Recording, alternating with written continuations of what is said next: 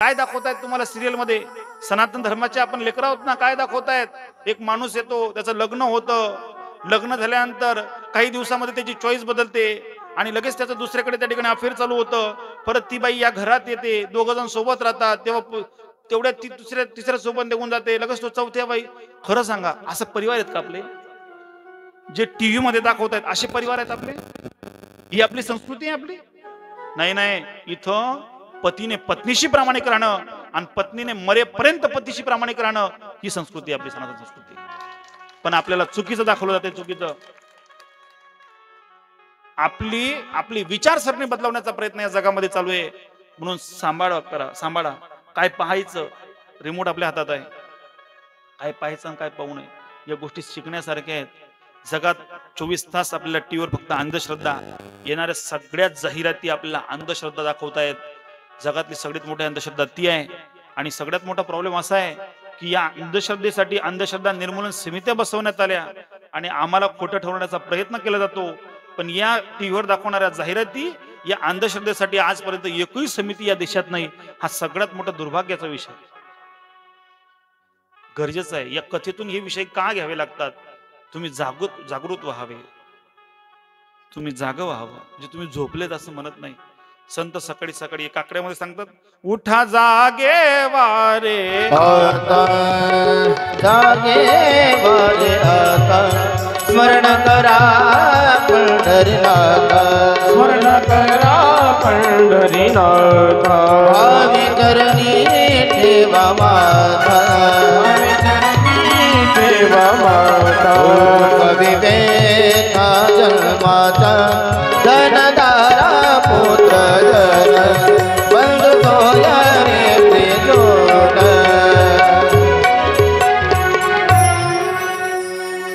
अशा पद्धतीने त्या ठिकाणी मायबाप हो या गोष्टी आहेत. असं खूप काही बोलण्यासारखं आहे, पण आपला विषय पुढे. भगवान शंकराच्या पूजेमध्ये बिल्वपत्रानंतर सगळ्यात जास्त जर सन्मान कोणाला असेल तर कोणाला आहे सांगा? बोला महिला मंडळ. दररोज पूजा करता तुम्ही, माझ्यापेक्षा जास्त पूजा करतो मला माहिती आहे. सांगा कशाला महत्व आहे? धतुरा. कशाला? धतुऱ्याचं फळ आणि धतुऱ्याचं फुल, बिल्वपत्रानंतर सगळ्यात जास्त महत्व भगवान शंकराच्या पूजेमध्ये त्या आहे. भस्मानंतरचा विषय. पण ही जी शृंखलेची पूजा आहे ती याला आहे. धोत्र्याची उत्पत्ती कशी झाली हे सांगणं गरजेचं आहे, कारण या गोष्टी तुम्ही अजून ऐकल्या नाहीत. बऱ्याच वेळेस सांगाव्या लागतात. याला कारण आहे. धोत्र्याची उत्पत्ती समुद्र मंथन होत असताना जे विष त्या ठिकाणी निघालं. खरं सांगू का, चांगल्या लोकांच्या वाटेला नेहमी विषच येतो. एकाने एकदा विचारलं भगवान विष्णूंना, म्हणले तुम्ही सगळ्या जणांनी चांगले चांगले रत्न गेले आणि भोलेनाथाला विष का बरं दिलं?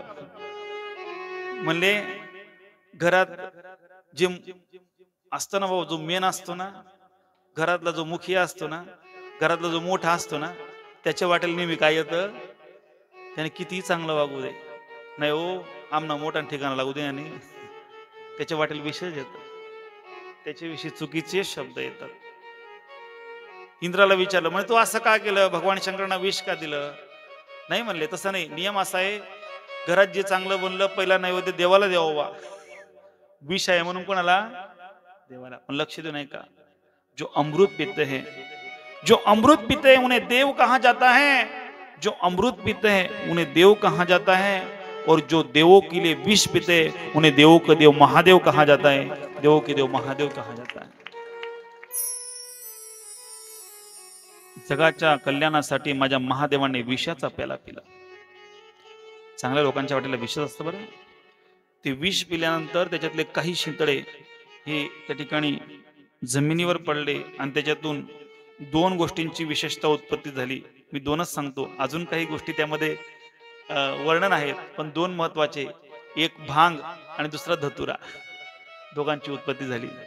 दोघं गोष्टी अशा आहेत की ते सेवन केल्यानंतर माणसाचं आयुष्य कमी होतं. काय होतं? कमी होतं. महादेवाने विचार केला माझ्या भक्तांना असा हा त्रास होऊ नये म्हणून दोघं गोष्टींचं सेवन स्वतःच केलं. पण काही काही महादेवाचे भक्त ते म्हणले महादेवाला एकट्याला काय त्रास द्यावा म्हणून ते भांग सेवन करू लागले. मुळात ते चुकीचं आहे बरं का, तो सेवन करू नका. जीवनाचा नाश पावतो, बुद्धी माणसाची त्या ठिकाणी भ्रष्ट होते. आणि अशा पद्धतीने ते धोत्र्याचं फळ विचार करा ना, विचार करा. धोत्र्याचं फळ असे त्याला हातात धरल्या धरल्या आपल्याला काय त्रास होतो ना, इजा होते ना, आपल्याला टोचतं. जे आपल्याला टोचतं, महादेव म्हणतो ज्याचा तुला त्रास होतोय ना, जे तुला टोचतंय ना बाबा, हे सगळं मला अर्पण करून घे. हे सगळं मी खाऊन गेल. तुझ्या वाटेला येणार दुःख ही माझ्या वाटेला मी घेईल आणि माझ्या भक्ताला सुखी ठेवील. याला महादेव म्हणतात ना, याला महादेव. बाकी सगळ्या देवांना त्यांच्या पूजेमध्ये आत्तर ठेवा, त्यांच्या पूजेमध्ये तुम्ही वेगवेगळे सुंदर सुंदर पदार्थ ठेवा, सुंदर सुंदर फुलं ठेवा. माझ्या महादेवाच्या पूजेमध्ये धोत्रा ठेवला जातो. काय ठेवला जातो? तुमच्या वाटेला येणार दुःख माझा महादेव घेतो. धोत्र्याचं फुलं सुद्धा त्या ठिकाणी ठेवली जातात. दोघांचं सेवन हे त्या ठिकाणी याच्यासाठी श्लोक आहे की हे नेमकं काय काम करतं. त्याच्या एक उत्तरार्ध एका श्लोकाचा तुम्हाला म्हणून दाखवेल. पुत्र कामे भवे दोहे दत्तुरा कुसुमत्सरे. पुत्राची कामना ज्याला असेल ना, त्यांनी धोत्र्याचं फूल हे वारंवार महादेवावर त्या ठिकाणी वाहावं. वाहत असताना त्याला चंदन, त्या ठिकाणी चंदनाचं बोट लावावं, नंतर महादेवावर वाहावं. महादेवाच्या पूजेतले अजून भरपूर विधी आहेत. भस्म महिमा सांगायला खूप वेळ जातो. अजून रुद्राक्ष महिमात आपला पर्व आहे. रुद्राक्ष महिमाला 1 तासभर लागेल आपल्या रुद्राक्ष महिमा सांगायला.